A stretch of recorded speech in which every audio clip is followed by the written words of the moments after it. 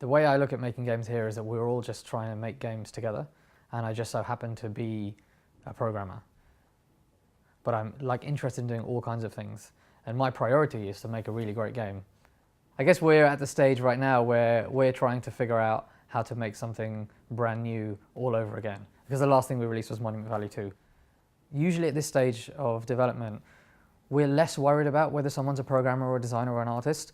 We'll put people together in teams. We'll make sure that the team has a programmer on it. But the most important thing is, how do we make a game together?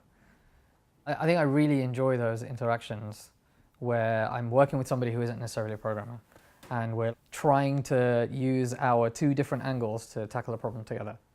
It'll often be like, let's figure out what it is that we're actually trying to do. The kind of people that we have here aren't the kind of people who'll say, hey, build me this thing. It's usually like, hey, this is our problem. How do we work on this together?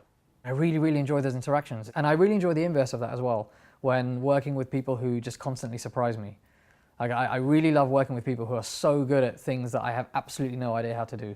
It's so cool to sit with somebody who will then draw a picture of something that looks beautiful, and I'm like, yes, I can build that.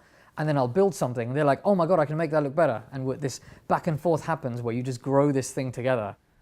We're building camaraderie and creating shared memories when we make games. I love to look back on a period of time when I was working on a game and think that that wasn't just the time when I was making this game. That was the time when I was working with this group of people who are so important to me, and we were so focused on doing this one thing together. Those moments are really, really important to me. And I don't want to lose those.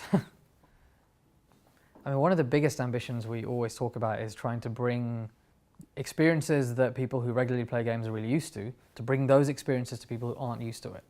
And we talk about that kind of thing all the time. Games are more than just the word games, or they're more than just the time that somebody spends with it. We assume this from movies, from books, from music, where the experience that you get seems to be larger than the thing that you consumed. And I believe that the same is possible with games, and I think that's what we try and do here. And I really enjoy thinking about games as trying to be that thing. What I like about working here is that we don't just have a big group of extroverted, outgoing, loud people. We've actually got a big mixture of voices. Everybody is able to get across their ideas and their points regardless of their personality type. Maybe in the middle of a meeting there might be a person who is staying a little bit quiet. When you have a group of people that are diverse, that kind of thing is going to happen.